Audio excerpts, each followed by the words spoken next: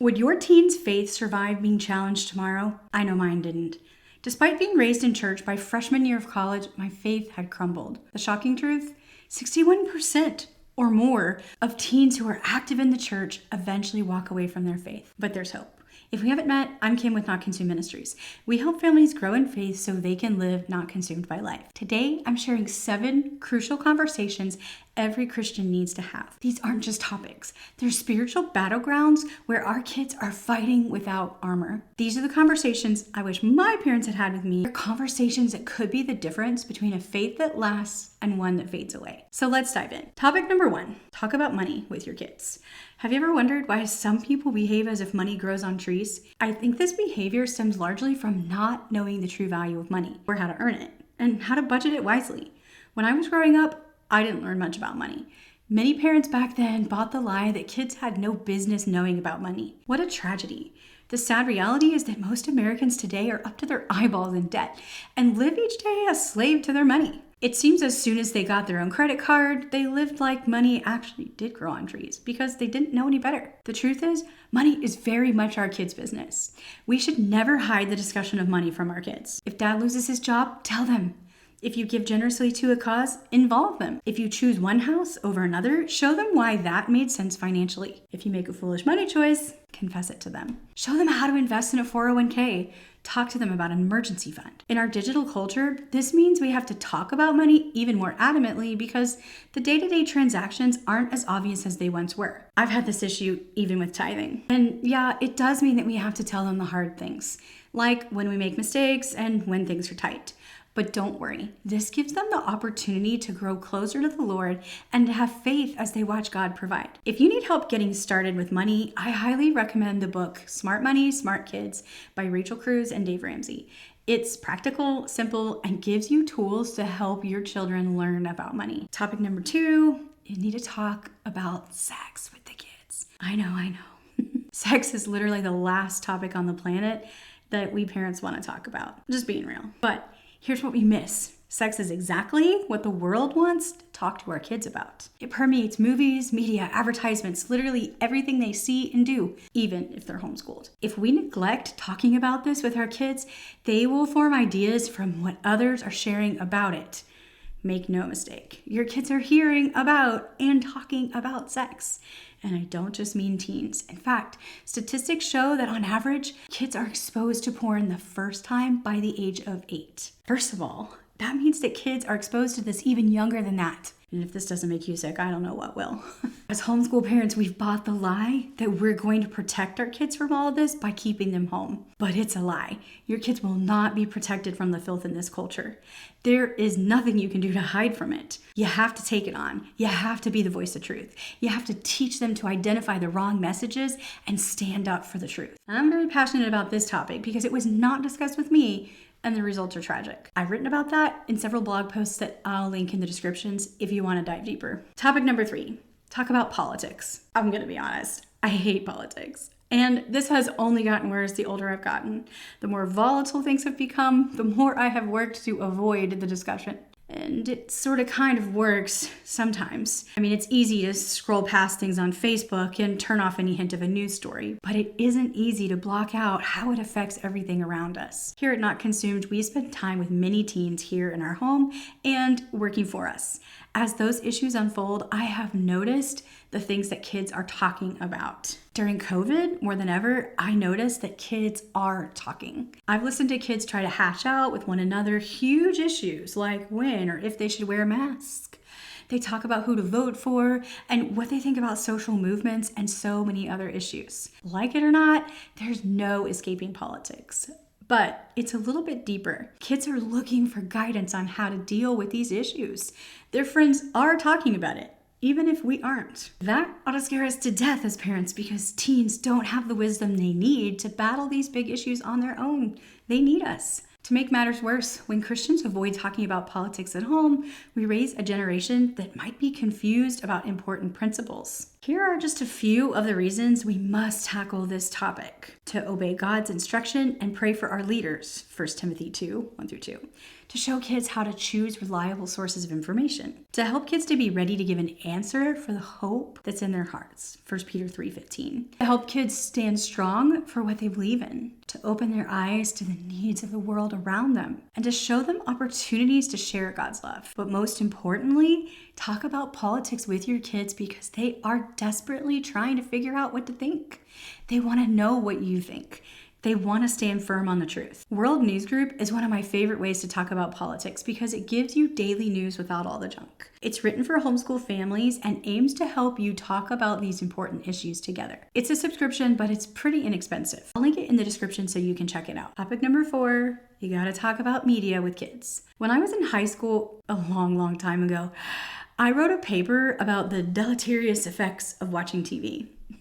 I wrote it in a public high school for a teacher who surely wasn't a Christian. There were no Bible verses in the paper and nothing religious was even suggested. The main points were focused on the negative effects TV has on our minds. And this again was an exclusively scientific position that I was taking. I can honestly say that I still really don't watch any TV at all. Yeah, sometimes we'll watch a family movie, maybe once a month. Honestly, it's even less. The truth is, I have zero interest. That paper really shook me. But don't get the wrong idea. I'm not sharing this to convince you to stop watching TV. I shared it because it's important to note the impact education can have on us.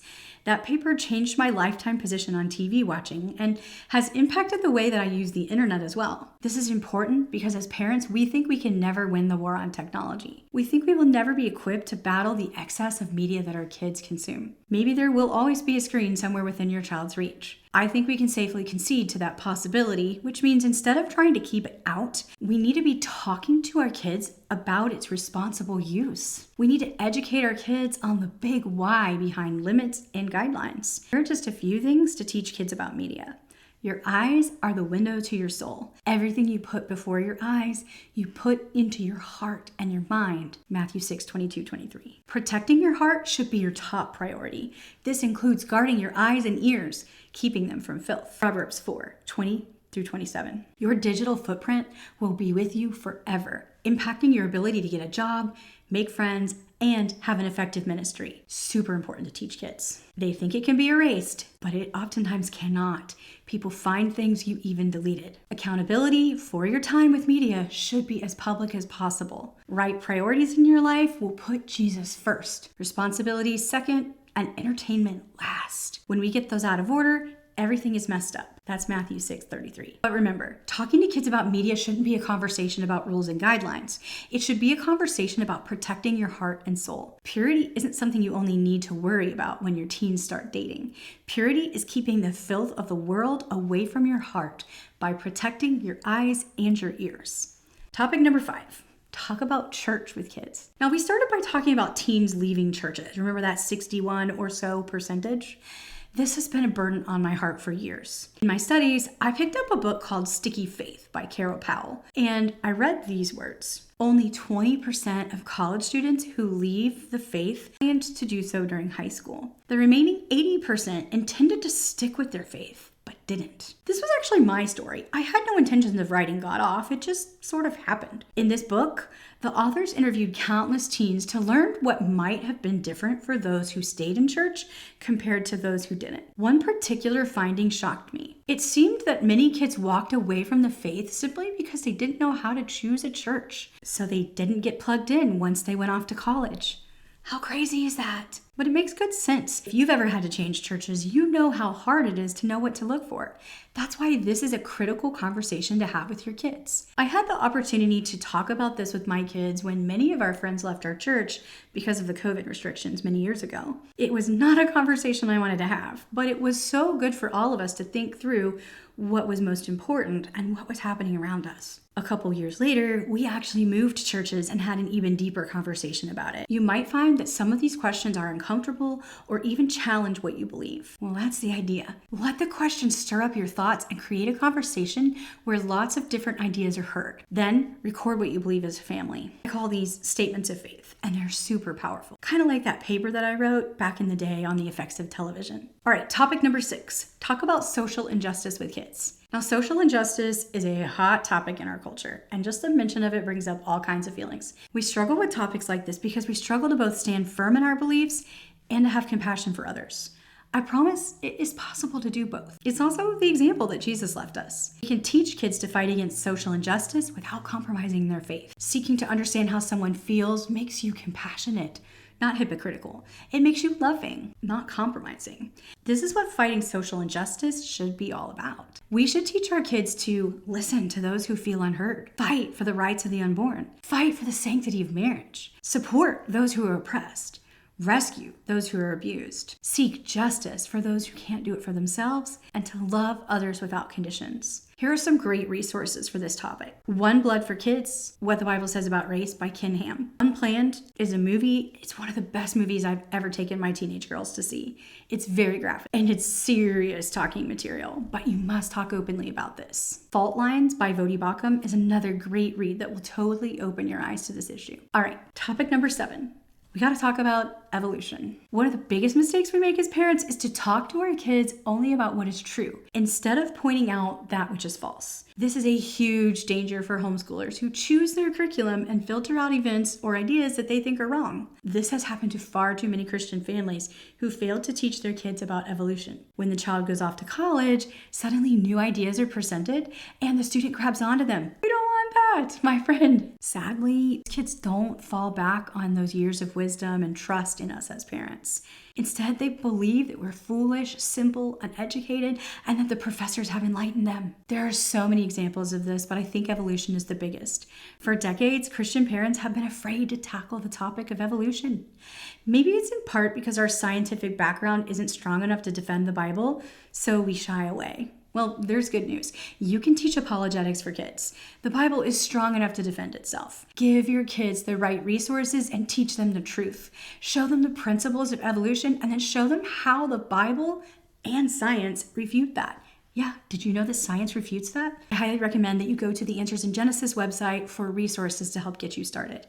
I also highly recommend a visit to the Ark Encounter and the Creation Museum in Kentucky. I know these things cost money and they may not seem very feasible, but they will impact your kids' faith. Make it a priority. Get over there, learn the things. It's so fascinating. Like I said, the truth is, science does back up the Bible. History backs up the Bible. You want your kids to know this stuff. I know this video was absolutely packed with ideas and resources, but I realized that sometimes that doesn't feel like enough. I would highly encourage you to be intentional about discussing these things as a family. So we have created a free printable for you. It's called Building on Truth. This study gives you verses about a specific topic and then asks probing questions to help you firm up what you believe and figure out how to explain it to others. We don't tell you what to think. Instead, we give you Bible verses, questions to ponder, helpful resources, and all the things that you need to have a great discussion as a family. Our goal is for your older kids to sit down and write statements of faith about these topics. The link to download this free resource is going to be in the description below. I'd love to hear from you in the comments too. Which of these 7 topics do you find most challenging to discuss with your kids? Thank you so much for watching. If you found this video helpful, please give it a thumbs up and consider subscribing for more content on raising kids in a Christ-centered home. When you do these things, it helps us to get the message out to others. Thank you for partnering with us.